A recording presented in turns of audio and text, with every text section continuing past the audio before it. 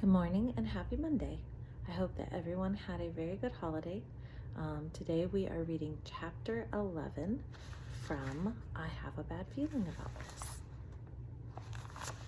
Okay, starting on page 76. Henry and Randy stood there looking over their completed project.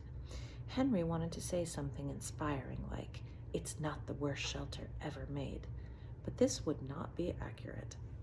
Randy sighed. I'm sure that somebody somewhere in a different culture, when humankind was first getting started, built a lamer shelter. Henry didn't agree with that. He wanted to take pride in their accomplishment, but he'd seen forts made out of couch cushions that would be better equipped to defend them from the elements. Halfway through, Jackie had been instructed to come over and vandalize it. He'd stared at it for a few minutes and then decided that there really wasn't anything he could do to make it worse. No doubt Eric and Stu had made an amazing shelter, something carved out of marble that they'd found in the woods with arches, a fountain, and a housekeeping service.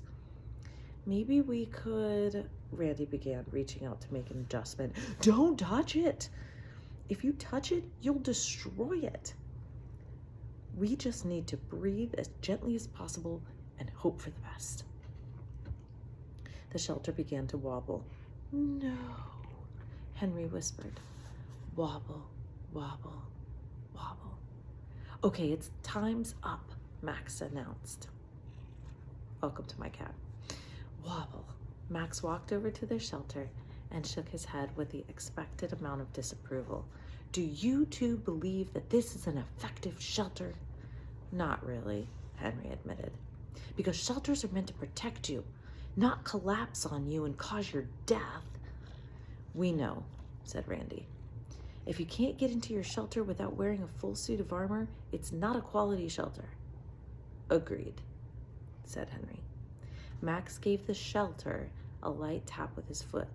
It did not actually explode on impact, but it did instantly break apart into a pile of branches, rocks, and blobs of mud. If you'd been inside, you'd be dead, said Max. We understand that, said Randy. Why would you put skull-crushing rocks at the top?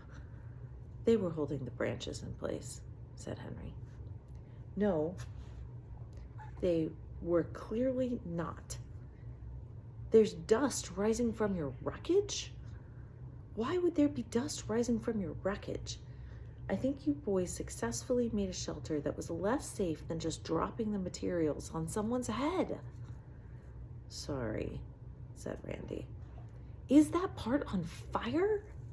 Henry hurriedly stomped on the burning piece with his foot. No, sir.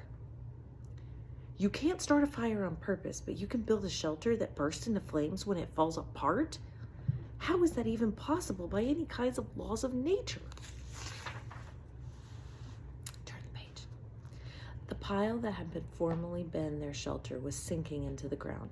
Henry hoped that Max wouldn't notice. It's sinking, said Max. Why is it sinking? How did you guys find the one piece of unstable ground in these woods? That's funny.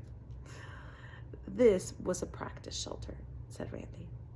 Max massaged his temples, as if an alien were trying to break its way out of his head. I don't even know what to say.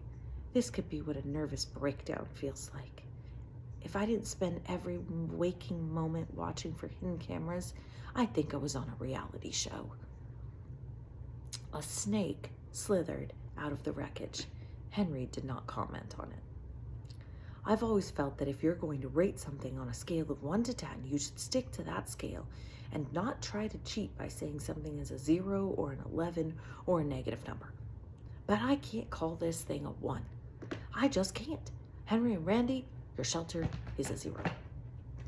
Henry nodded his understanding. I hate to belabor the point, said Max, but if somebody started a magazine called The World's Most Poorly Constructed Shelters, this would be the cover story. He pointed to the wreckage. Not a good shelter, boys. Not a good shelter at all. They walked through the woods to see Eric and Stu's shelter. Oh my God. Randy exclaimed as he came into view. What? Henry asked. That's 10 times more mediocre than I would have expected. Eric and Stu didn't look all that proud of what they'd built, but at least they hadn't constructed a death trap. It was basically just a line of branches resting along a fallen tree, though the branches had been neatly arranged. Max tapped the shelter with his toe. It did not collapse, ignite, or sink. I'd rate that about a 2, said Max. Congratulations on your victory.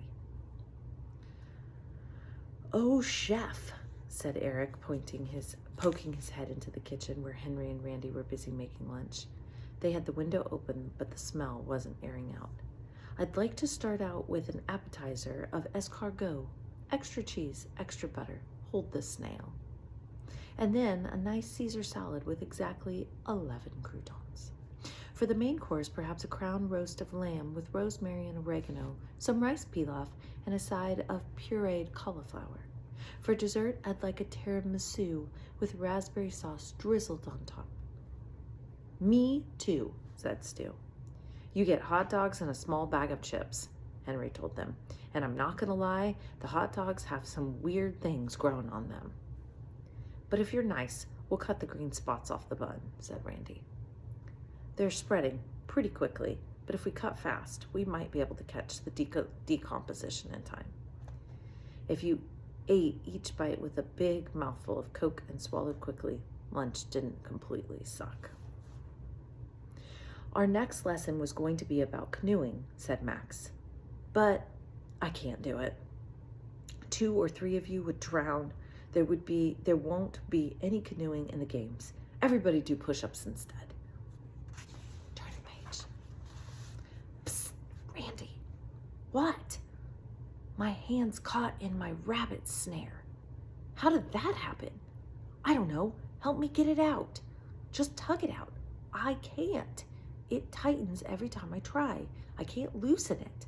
I guess that's the sign of a good snare, right? You really can't get your hand out? Shh. Max will hear you, Henry. It's cutting off the circulation. Okay. Let me see it. Oh, sorry. Shh. Max will hear you. Hurry. It's cutting off the circulation. Okay. Let me see it. See? Whoa. Shh. You're going to lose your hand. No, I'm not. Max, we need a knife. Quickly. No, it's not that. Oh, geez. I'm feeling dizzy. 3 of the berries on the table in front of you are safe to eat, said Max. The 4th is not. Jackie, pick the one you think is poisonous. Jackie frowned as he looked over the selection of berries. Can I taste them first? Really? Did you really just ask me that? Yeah. What's wrong with... Oh, right. He pointed. That one. The blueberry? I'm sorry, that's ridiculous. The blueberry? Yeah. You think the blueberry's poisonous? That one might be.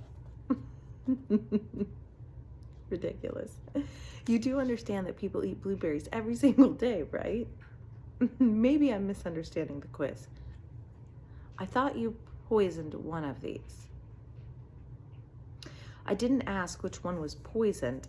I asked which one was poisonous. If I'm training you to survive out in the wilderness, why would I ask you to identify berries that I'd poison myself? This is funny. I can't give you a good answer on that, sir. Stu, which one of these berries is not edible? Stu pointed. Guys, I can't even read this. Stu pointed. That one, that's the blueberry. Guys, if this was you, I'd kick you out. Oh, sorry, I wasn't paying attention to which one Jackie picked. That's bigger than most blueberries I've seen. How about that one? He pointed to a small red berry. Eric, do you agree? Eric leaned down and smelled the berry. Yes, sir. Randy? Randy leaned down and sniffed the berry as well. Then he sniffed the other 3. Max slammed his fist down on the blueberry, squishing it. I wasn't picking that, Randy insisted. I just like the smell of blueberries. Do you agree with Eric and Stu? Yes. Henry?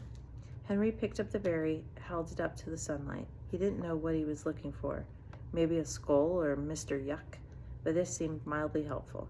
He considered squeezing out some of the juices to see if it sizzled his fingers, then decided against it. He put the berry back on the table. Turn the page. Yes, I agree.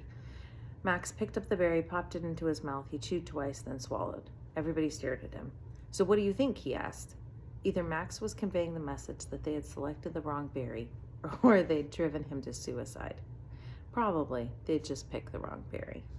I think you're trying to fake us out, said Eric. I think you did eat the poisonous berry, but because it's just one of them and you're a big guy, it won't have any real effects on you. You probably spent the past couple of decades building up a resistance to... No, I take that back. I think we picked the wrong one. Max picked up the blackberry. This is called a pokeweed berry. Ink from this berry was used to write the Constitution of the United States. But it is toxic. Don't eat it. Ooh, they all said as Max massaged his temples much harder than people usually massage their temples. Okay, we're gonna stop.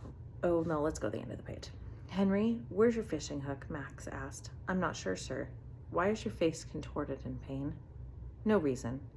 Why is there a tear trickling down your cheek? The beauty of nature, sir. Are you hiding your hand behind your back because you don't want me to know that you somehow jabbed your fishing hook right through it? Yes, sir. Show it to me.